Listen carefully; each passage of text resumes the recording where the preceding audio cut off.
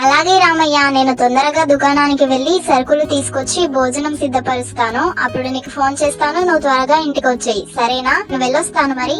అమ్మా, నేను కూడా నీతో పాటుగా కిరాణం దుకాణానికి వస్తానమ్మా. సరే రా బాబు, వెళ్దాం. లక్ష్మి చంటి ఇద్దరూ కలిసి కాంతమ్మ గారి కిరాణం దుకాణానికి బయలుదేరుతారు.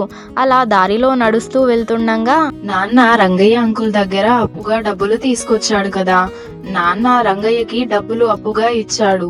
వడ్డీ డబ్బులు తీసుకొని రంగయ్య దగ్గర నుండి వచ్చాడు. కానీ నాన్న అమ్మకెందుకు అబద్ధం చెప్పాడు? ఇవి అప్పుగా తీసుకొచ్చిన డబ్బులని నాకైతే ఏం అర్థం కావట్లేదు అని చంటి తనలో తాను ఆలోచించుకుంటూ దారిలో నడుస్తూ ఉంటాడు. నిజం చెప్పొచ్చు కదా. అయినా నాకు అర్థం కాంది ఏంటంటే, అమ్మకి తెలియకుండా రంగయ్యకి అప్పుగా 10,000 రూపాయలు ఎందుకు ఇచ్చాడు? ఇస్తే ఇచ్చాడు, కానీ అమ్మకి తెలియకుండా ఎందుకు ఇలా దాస్తున్నాడో అర్థం కావట్లేదు. నాన్న ఎందుకు ఇలా అబద్ధం ఆడుతున్నాడు అమ్మ దగ్గర?